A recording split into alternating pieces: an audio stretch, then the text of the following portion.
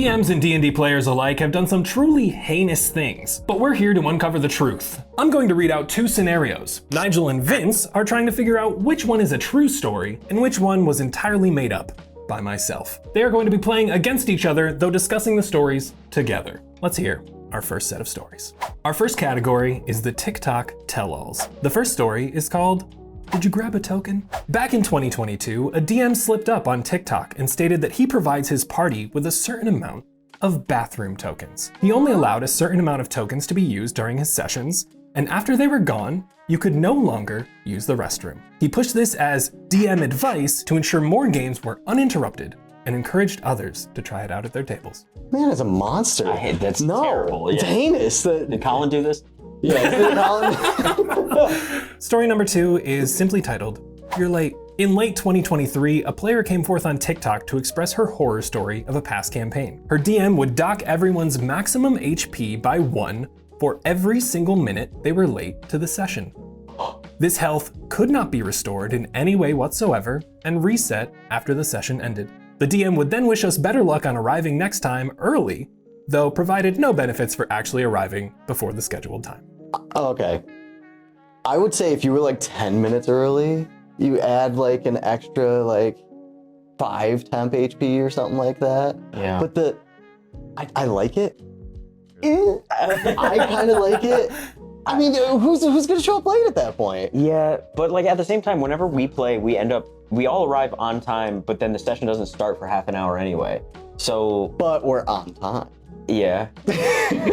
So is that, well, okay, so which one of those do you think is fake? Because they both are heinous, obviously, as Ryan. Yeah. But Oh God, think- what if I have the runs? That's all I keep thinking. That's something you gotta deal with in the moment. Yeah.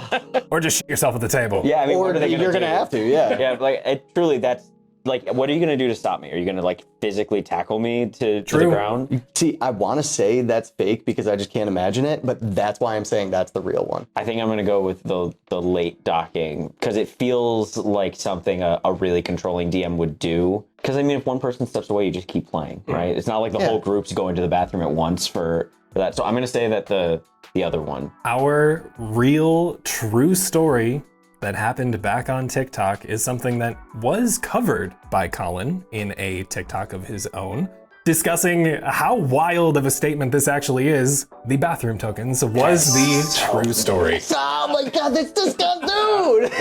The fact that someone actually posted this as like DM advice for the community to use and thinking that they were in the right is insane to me. Yeah. It was a small bowl that they would put in the center of the table, and they had literal tokens. So you had to take a token out, and then you kept that token with you as you went to the bathroom, and then you kept it at like your little corner. And then once the bowl was empty, you were not allowed to leave the table anymore. I didn't realize it was a shared pool also. Oh, yeah. That's... I mean, it does help if you got the runs because you could just steal somebody else's coins. But I mean, like, why? That's bad advice. Who's like Terrible. you said though? Who's gonna stop them? Exactly. No one is gonna tell me I can't go to the bathroom. Ever. I will. I'm an adult. I can go when I want. Category number 2 is titled DM stands for Do It My Way. Our first story is Rule 44. In the summer of 2024, a disgruntled player came forth on Reddit sharing a list of rules he was provided by his DM in his campaign's Discord server. 44 rules, to be exact. These rules were to be followed to a T or you'd face the DM's wrath. Some were tame. If you move to a square in combat, no takesies backsies, or if you get too drunk to play, we can just end the session and hang out. Until you dove deeper into the rules and found, I'm timing combat turns and skipping yours after 1 minute. Or if you call me or my rolls unfair, I'll get up and go home. If you got a ride from me, figure it out and suck it up. Or rules lawyering fellow players is encouraged. Actuallying me will result in me telling you to fuck off. I have many problems with this. I can see it being so real though. 100%. Like 100%. But somebody coming in with a book, just dropping the holy grail of rules, right, and just shattering the table because it's so thick. Like I could absolutely see a DM coming in and doing that. Yeah. Same. It sounds like something that a controlling DM would do to kind of keep the whole table in line to make sure the story happens. Yeah. Because, you know, like if you're with a group of friends, no matter what, it's going to end up going off the rails at some point. And this is how this DM is seeing is the best way to keep them in line to make sure the game happens. That doesn't make it right. No. No. Well, let's see story number 2, which is titled Always Choose Option C. A player came forward on Reddit a few months back explaining his encounter with a man he deemed the multiple choice DM at a local game store that he frequented. This DM was quite well known throughout his LGS and ran a lot of games for his community, but in doing so, found himself with too many games and too many players. In order to speed up sessions, he would describe every single scenario the party would get themselves into, and then someone would raise their hand. They would then be given a multiple choice answer list describing what they could do next, all dictated by the DM. This killed player agency, party dynamic, and slowly saw more and more people stop showing up to the SATs. I mean the D&D session. Okay. Somebody's super stressed doing multiple games for random people. I could actually see something like that happening, but I see it for a different reason, because I bet he would try to get people to not want to come. And then he'll be like, all right, now I got my it's like core. self-sabotage on purpose. Yeah. Oh. I could see that. I could see it being like malicious compliance almost. Yeah. Yeah. I also, Shit, this is a hard one. yeah. I can absolutely see that approach too, just in general. Like, even if it wasn't malicious in intent, it's literally just like, I need to get through these games. I'm the only person that's going to DM for these people. Like, I don't want to let them down. Plenty of people have like, I don't want to let them down, even if it's no one that they know. Yeah. That's tough. That's tough. Man. Even so, I think I'm going to go with the first one as the real one. 44 rules though? I could come up with more, but it's Yeah, all right. I'm going with the second. I just can't imagine somebody would come in and just ruin a scenario with a whole book like that. But I mean, SATs? Yeah, screw it, second. The true story is the 44 rules. God damn! I do have the list pulled up. They do get vile. Oh no. Do you have any favorites? One right here, rule 35, if you don't bring your character sheet, you don't play. Oh my god! What the hell, man? 26, I actually don't give a fuck about what your last campaign did or how they ruled things. There are others that are just so wild. This made its rounds when this thread came out. Number 10, every snide comment you make to an NPC will be remembered and paid back in triplicate. You all seem to believe there are no consequences. And we can end it off with rule 44. I'm never just threatening you, I'm promising you. That's so cringe. This is a bad DM. There's a lot of things that you can do as a DM that can be generally like, yeah, not great, but you know, it's just a part of what you have to do. Yeah. This is a bad DM. That's like, they don't want to be a DM. They want to control every aspect of a game, and he doesn't care if his players have fun. He's just kind of vindictive. He's a fun sucker. Yeah. That's all it is. And some people were saying like, some of the rules were like, oh, if you get too drunk or too high, we're not playing anymore. Which like, I totally get that. And if that's a problem, that's something that can be talked about. But him coming forward with this like super strict and really just heinous in general rule list that just sucks the fun out of the session when that's all we played D&D for to begin with. Right. It's so aggressive. Yeah, it too. really is. I don't give a what your past campaign did and stuff. Like, that's not even a rule. It's just a statement. And like, rules lawyering each other, but not the DM is so rude. It's just it's hypocritical, obviously, but it's like, come on, man. Yeah. Like, if you're gonna be a stickler about everything, you should also follow the rules. I didn't put this one in. I was trying to find it while we were discussing things. I didn't put this one in because I thought if I did, it would be too much of a giveaway that this was the real one because it's so...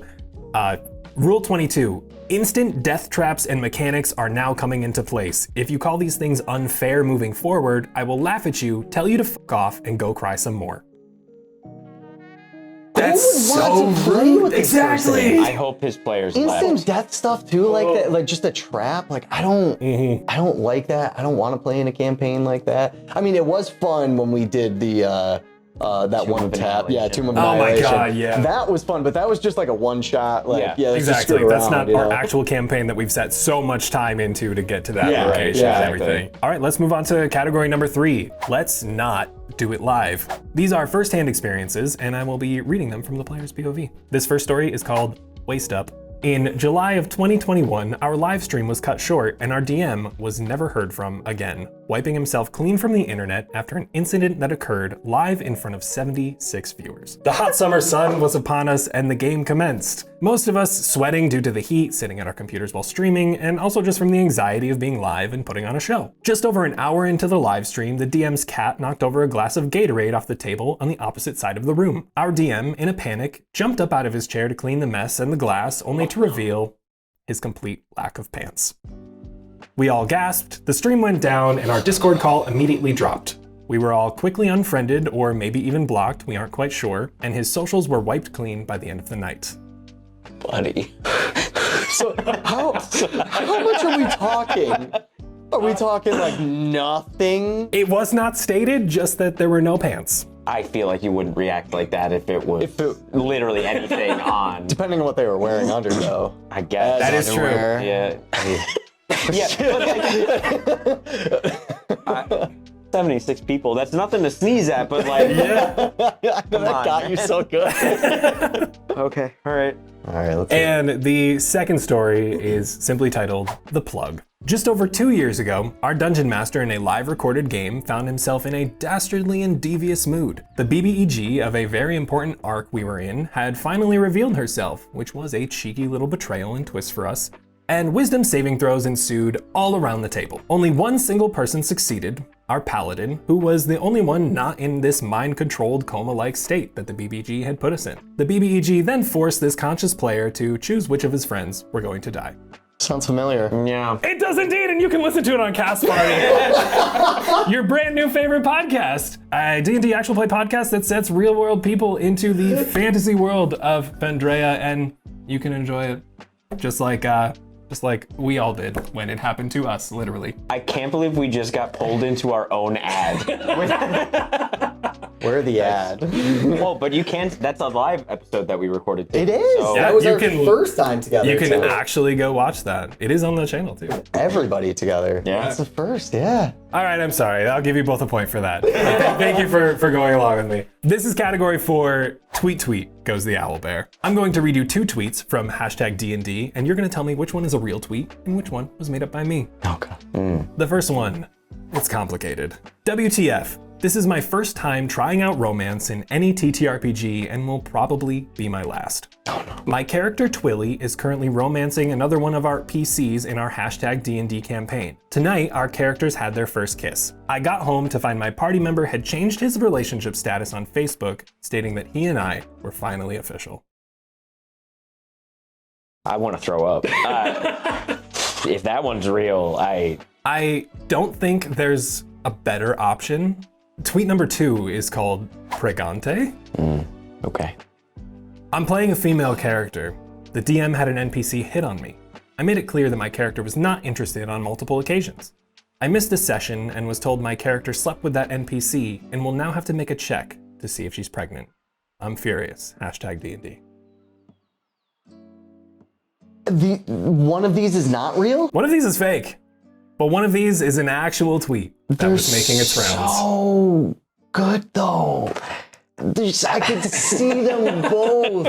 Yeah, and that's the sad thing. I'm going to lock in 2 right now because the more I think about it, the more I want to throw up about both of them. But I could totally see somebody like misinterpreting that. Getting like whole- so into the inner party relationships. Yeah. And kind of feeling those feelings themselves. Dude. I think that the first one is very believable, Yeah. but they would tell that in a Reddit post, not a tweet. Because I feel like they'd want to include more info. Which one of the 2 had more words too? What's the character limit for tweets? They were both all within character limits. I double checked. Yeah, no, I'm sticking with 2. I think the pregnant one, it's like, because that's also a so creepy good. DM, Yeah. like doing, misinterpreting or like trying to force a relationship that's not actually there. Oh yeah. Kind of thing. Oh So yeah. It's the same vibe from both, but It's either a player being creepy or the DM being creepy. Which one occurs more often? I feel like player interaction is usually more often than DM because DM. it's hard to say. Like, who's gonna play with a creepy DM most of the time? Right. We've been spoiled by only really experiencing good DMs in our track record, like with our track record. Yeah. So like, I don't know how often a creepy DM is there. I know that there are a lot of like femme presenting and women players that have to deal with this sort of creepy shit all the time. Yeah. So I'm sure it's a lot more common than we realize, but yeah, Pregante. I have to go with the first one. It's just so far off, but I feel like players would be creepy more often than misinterpreting. It's gotta be. It has to be. The true tweet is Pregante. Oh, yes. And I hate to admit that. My hope and my prayer is that she left that campaign swiftly after that happened. Yeah. But we are on to our last category, category 5, Reddit Rascals. These are some stories dropped on r/D&D horror stories. The first one is The Confrontation. I'm currently DMing for a small friend group, including my husband. One of our friends, Dylan, is playing a half-orc barbarian who fell in love with one of my NPCs, a half-elf named Shelia. And this was a progressing storyline throughout our campaign. For reference, he is not the only one who is romancing an NPC. However, after last night's session, which involved some emotional scenes between the two characters, the group went home and I received a bunch of texts. Dylan stated that he had noticed a lot of tension between us. It was something that we couldn't keep denying, and he is open to taking the next steps in our relationship. I was horrified, of course, and informed my husband immediately, because this was his friend. My husband texts Dylan for quite a bit, and then calls him and berates him for his actions. Dylan then states that my husband is standing in the way of our love. My husband hangs up, blocks him on both our phones, we discuss next steps, and decide to cancel D&D for the time being. The rest of the group is understanding, but man, this has been a weird Christmas. Oh my god! What? Oh my god! Oh no. I mean, yeah, that, again, just creepy players, people misinterpreting situations. Weird parasocial relationships. Yeah. That's crazy. Like, a parasocial relationship within a friend group that's a rough one. That's rough. That's, depending on like how long they'd been friends too, how close they actually were. We are on to our very last story. This one is simply titled The Best Seller. Our DM calls himself a best-selling author. None of us have actually read his books, though I don't think anyone has ever tried to hunt them down. We had assumed this was why our campaign was so railroady. It's just an author mindset, and he's trying to write out a plot for us that makes sense to him. We sat him down as a group and informed him that it doesn't need to be so strict or linear, and that it's okay for us to goof off and avoid our main storyline sometimes. But as we progressed forward, any attempt to derail the plot immediately failed and came with punishments. All side quests we tried to explore led right back to our main goal, with no information being gathered, no new NPCs to meet, and no new trails to follow except for, you guessed it, the main plot. We finally say, f it, if we can get the main plot out of the way, then we can explore, right? Skyrim style.